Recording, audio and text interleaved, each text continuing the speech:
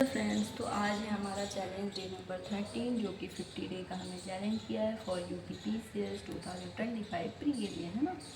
हमने अभी तक प्लानिंग कमीशन की बात करी थी। आफ्टर फ्रीडम हमारी इकोनॉमिक कंडीशन, फाइनेंसेस वगैरह बहुत ज़्यादा वीक थे, है ना। हमारे पास इनफ या सफिशिएंट रिसोर्सेज नहीं थे कि हम अपने लोगों को सब कुछ बहुत अच्छा प्रोवाइड कर सकें, है ना। क्वालिटी भी हो और क्वांटिटी भी हो।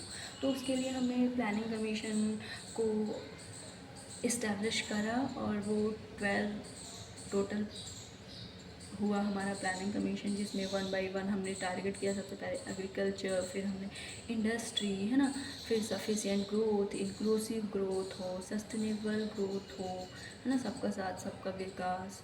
फिर आपने उसमें वॉर वगैरह देखी, तो वो सब कुछ हुआ। और फिर नेशनल ऐसा हुआ कि ये हुआ हम कुछ न्यू कमीशन बनाते हैं ताकि मे भी उसका डेवलपमेंट कुछ अलग वे में हो, है ना। तो फिर उसके लिए नीति आयोग का गठन किया गया, इस्टेब्लिश किया गया, जिसका फुल फॉर्म है national institution for transforming India. इसको ना थिंक टैंक भी बोलते हैं, जो हमारे इंडिया के डेवलप होने में काफ़ी कुछ नया क्रिएट कर सकता है, न्यू प्रोवाइड कर सकता है, ठीक है। प्लानिंग कमीशन का जो एंड है वो है 15 अगस्त 2014, है ना। और जो हमारा नीति आयोग स्टार्ट हुआ है वो 1 जनवरी 2015 से हुआ है। ये नॉन कॉन्स्टिट्यूशनल बॉडी है। इस वर्ड का मीनिंग मैं बता दूँ। कॉन्स्टिट्यूशनल जो हमारे संविधान में दिया हुआ है, कॉन्स्टिट्यूशन मतलब आपको पता ही है कि हमारे रूल्स एंड लॉज जो हैं वो कॉन्स्टिट्यूशन से चलते हैं। ये नॉन कॉन्स्टिट्यूशनल है, मतलब इसका कॉन्स्टिट्यूशन में कहीं भी इसको ऐड नहीं किया गया है, लेकिन ये काफ़ी ज़्यादा वर्किंग है ना। इसके रूल्स फॉलो किए जाते हैं। इसका हेडक्वार्टर जो है वो न्यू दिल्ली में है। अब इसके लिए इसका वर्क कौन है, इसमें चेयरमैन कौन है, इसमें सेक्रेटरी कौन हो सकता है, टोटल मेंबर्स कितने होते हैं, है ना, इसके बारे में बताते हैं आपको। इसमें मैं आपको बता दूं, ये जो होता है वर्क फॉर लॉन्ग टर्म, जैसे कि प्लानिंग कमीशन का एक टाइम डिसाइडेड था ना कि फर्स्ट ईयर 5 ईयर प्लान जो है वो 5, उसका नाम ही था 5 ईयर प्लान।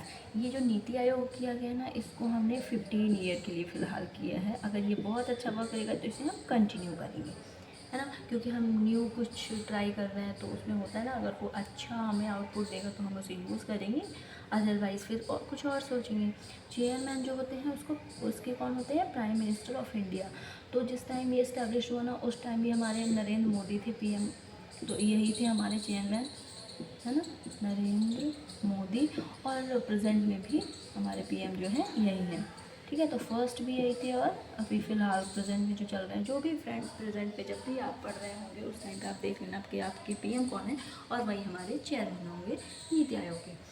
वाइस चेयरमैन कौन थे, तो अभी प्रेजेंट में अभी फर्स्ट जो थे ना, इसके अरविंद पनगड़िया थे। हमेशा ये चेंज होते रहते हैं, अरविंद पनगड़िया।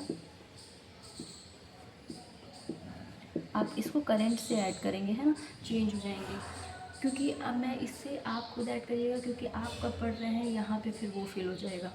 सेक्रेटरी भी जो होते हैं उस प्रेजेंट टाइम में वही होंगे, और टोटल मेंबर इसमें कितने होते हैं, 5 मेंबर होते हैं, है ना। वो उनके नाम प्रेजेंट पे डिपेंड करते हैं।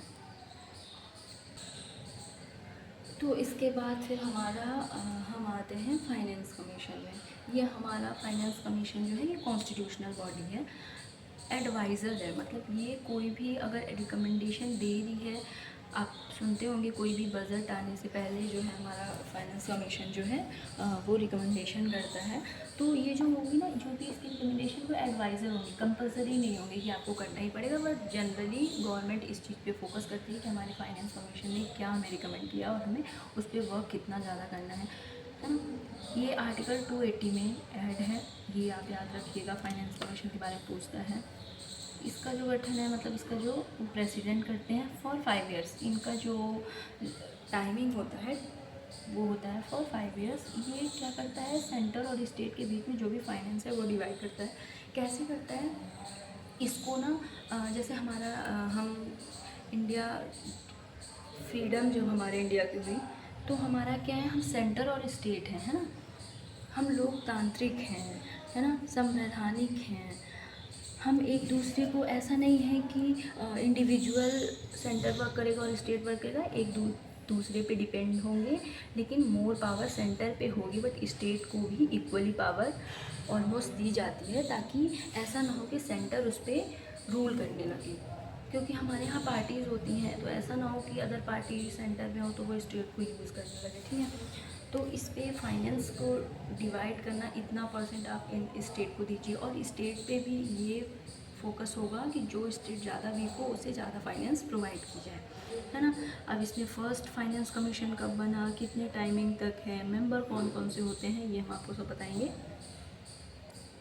तो जो फर्स्ट फाइनेंस कमीशन जो हमारा इस्टेब्लिश हुआ था, तो वो था 1951 में, और इसका जो टर्म था वो 1951 to 57 था। फर्स्ट चेयरमैन जो थे वो हमारे केसी नियोगी थे, और मैंने आपको बताया इसको सेलेक्ट कौन करता है, हमारे प्रेसिडेंट करते हैं, ठीक है। फाइनेंस कमीशन के बारे में इतना हो गया।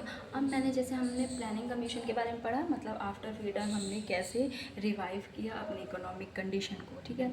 अब ये बताइए, जैसे आपने एक घर बनाया, उसमें फैमिली मेम्बर्स इनकम जनरेट कर रहे हैं, वो इनकम सोर्सेज लेके आ रहे हैं घर पे। अब ऐसा तो है नहीं कि वो इनकम कैसे भी यूज़ करना है। अगर हमें 1 month to 1 month he income होती है ना, तो हमें 1 मंथ पूरा रन करने के लिए एक ऐसा थॉट करना पड़ेगा कि हम इतना प्रोडक्ट्स को यूज़ करें ताकि हमारा ये पूरा मंथ चल जाए।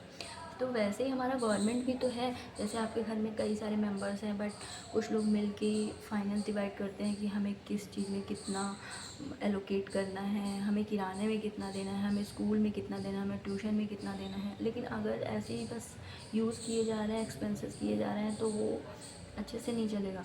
वैसे ही हमारी नेशनल इनकम होती है, जो कि ये बताती है कि rupees where are come from, है ना, वो कहाँ से आ रहा है और वो कहाँ जा रहा है। तो इससे हम अच्छे से रन कर पाते हैं। तो इसके लिए अब हम पढ़ेंगे हमारा जो नेशनल इनकम है, और ये काफ़ी लंबा चैप्टर है। आपने जीडीपी, एनएनपी, जीएनपी, जीवी, जीएनपी, है ना, ये सब कुछ सुना होगा। तो हम इसके बारे में आपको डिटेल से बताएंगे ताकि आपको ये प्रॉब्लम ना हो। इसका पहले मैं आपको फुल फॉर्म बता दूँगी, उसके बाद 1 बाय 1 इसको अच्छे डिटेल से पढ़ेंगे। ओके, तो जो है ये हमारी नेशनल इनकम, ठीक है। इसका फर्स्ट टाइम यूज़ आकलन हिंदी में बोलते हैं, इंग्लिश में असेसमेंट बोलते हैं, दादा भाई नौरोजी ने किया था। ये जहाँ से वर्ड आया वो बुक कौन सी थी, इन्हीं की बुक थी। वो बुक थी poverty and un British rule in India, 1901 में पब्लिश हुई थी। इसके अदर मेंबर जो थे वो Findlay, Siraj, William Digby, Shah, CR Desai थे, है ना। ये सारा कुछ आप नोट करते रहिएगा, काफ़ी इंपॉर्टेंट है, ये प्री में बहुत आता है। जो साइंटिफिक वे में एनआई की जो असेसमेंट या गणना की गई थी वो 1931-32 में किसने की थी, डॉक्टर VKRV राव ने किया था, है ना। इसमें बोला गया, इन्होंने बोला कि पर पर्सन जो इनकम है वो एनुअल जो है या ईयरली जो है वो 62 रुपीज़ होनी चाहिए। ये हमारी एनुअल इनकम होगी। अब हम पढ़ते हैं जितने भी नेशनल इनकम से रिलेटेड की पॉइंट्स हैं उनका फुल फॉर्म। ये हमारे कुछ key points, GDP gross domestic product, NDP net domestic product, NNP net national product, GVA gross value addition, GNP gross national product. ये हम ऐसे करते हैं कि जैसे कि कोई भी कंट्री होता है तो सिर्फ उसके इंटरनल पार्ट में इकोनॉमिक या फिर रिसोर्सेज या फिर फाइनेंस से रिलेटेड वर्क्स नहीं होते हैं। जैसे कि हमने 1991 में एलपीजी फॉलो कर लिया था, है ना। तो लिबरलाइजेशन, प्राइवेटाइजेशन एंड ग्लोबलाइजेशन। तो अब हमारे एक्सटर्नल वर्क भी हो रहे हैं, हमारे इंडिविजुअल कंट्री के अंदर भी इंटरनल पार्ट में भी 28 स्टेट्स हो गए, हैं ना, और 7 यूटीज़ हो गए। तो हमें प्रोवाइड करना है कि किसको कितना फाइनेंस एलोकेट किया जाए। तो इन सब के लिए हमें नेशनल इनकम की नीड है, क्योंकि हमें ये भी देखना पड़ेगा कि कंट्री के अंदर कितना प्रोडक्शन हो रहा है, कितना फाइनेंस से रिलेटेड वर्क हो रहा है। हमारे आपको पता है कि अदर कंट्रीज़ में भी हमारे जो कंट्री के वर्कर्स हैं वो जाते हैं, है ना, वहाँ से रेमिटेंस वगैरह भेजते हैं। तो वो सब कुछ मिक्स करके नेशनल इनकम बनता है कि कितना किस में एलोकेट करना है, प्रोवाइड करना है, किस स्टेट को देना है, कितनी इनकम जनरेट हो रही है। जो हमारे ओल्ड एज पेंशनर्स हैं उनको पेंशन कितना एलोकेट करना है, कितनी न्यू स्कीम्स होंगी जो वीकर सेक्शन में आते हैं, जैसे लेट वीमेन हो गई, ओल्ड एज पर्सन हो गए, अंडर 10 या 14 एज के जो कि कुछ ऐसा वर्क भी नहीं कर सकते, है ना। हमने एजुकेशन को राइट टू एजुकेशन बना दिया तो उसमें भी एलोकेट करना है। फिर हमें जो पेंशनर्स हो गए, जो हम वर्कर्स हैं, गवर्नमेंट वर्कर्स हैं या फिर प्राइवेट ही क्यों ना हो, गवर्नमेंट सेक्टर को उसमें एंटर करना पड़ता है, इंटरफेयर करना पड़ता है ताकि उनको वैलिड वेजेस मिल सके, है ना। तो इसके लिए हमारा नेशनल इनकम बना है और अब इसको हम 1 बाय 1 पढ़ेंगे, कैसे इनका कैलकुलेशन होता है और कैसे ये वर्क करता है। हम सबसे पहले ये जान लेते हैं कि किसी भी प्रोडक्शन को करने के लिए या फिर नेशनल इनकम पता करने के लिए या किसी भी इकोनॉमिक वर्क से रिलेटेड हमारा फैक्टर ऑफ प्रोडक्शन होता है। फैक्टर ऑफ प्रोडक्शन वो होता है जिससे हम प्रोडक्शन करें या फिर कोई भी चीज़, है ना। हम कहीं से भी अगर इनकम जनरेट कर रहे हैं, कहीं से भी अगर करेंसी बना रहे हैं, मेकिंग कर रहे हैं, तो उसके लिए फैक्टर ऑफ प्रोडक्शन सबसे इम्पॉर्टेंट है। तो सबसे पहले हमें चाहिए क्या, लैंड चाहिए। लैंड का हमें क्या मिलता है, रेंट मिलता है ना। इसे हम अगर परचेज़ करते हैं तो पे करना पड़ता है, तो ये हमारा लैंड से रिलेटेड। तो लैंड हमें क्या करता है, इसी हमें रेंट पे कराता है। लेबर, इनको हम वेजेस देते हैं, है ना। इन्होंने जितना वर्किंग आवर यूज़ करा है हम उस अकॉर्डिंग वेजेस देते हैं, ठीक है। कैपिटल हो गया जो कि एक्सपेंड करेंगे ना, कैपिटल ही तो, अगर हमारे पास कैपिटल ही ना होगा तो हम लैंड कैसे लेंगे, लैंड का ही रेंट कैसे पे करेंगे। अगर हमारे पास कैपिटल ना होगा तो लेबर तो होगा बट हम वेजेस कैसे पे करेंगे, ठीक है। कैपिटल भी हो गया, फिर हम एंटरप्रेन्योर बनेंगे। किसी भी बिजनेस को इस्टेब्लिश करने के लिए आपके पास सबसे पहले लैंड होना चाहिए, तो लैंड में आपका शॉप भी हो सकता है, फिर लेबर होना चाहिए। आप ऐसा तो है नहीं कि खुद के बेस पे अगर आपने बहुत बड़ा सा शॉप या कुछ भी, है ना, तो लेबर वेजेस लगेगा, कैपिटल लेगा तो एंटरप्रेन्योर बनेंगे।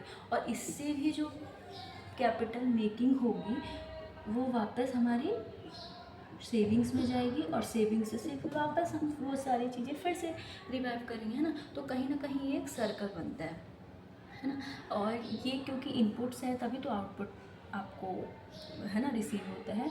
तो कहीं पे ये बोलता है फैक्टर ऑफ प्रोडक्शन, तो इसमें कंफ्यूज नहीं होना है, कहीं पे होगा ये factor of input, factor of input, है ना, क्योंकि हम लगा रहे हैं, आउटपुट जो हमें मिलता है रिटर्न में और जो हम लगाते हैं उसको इनपुट बोलते हैं। तो ये आपका हो गया।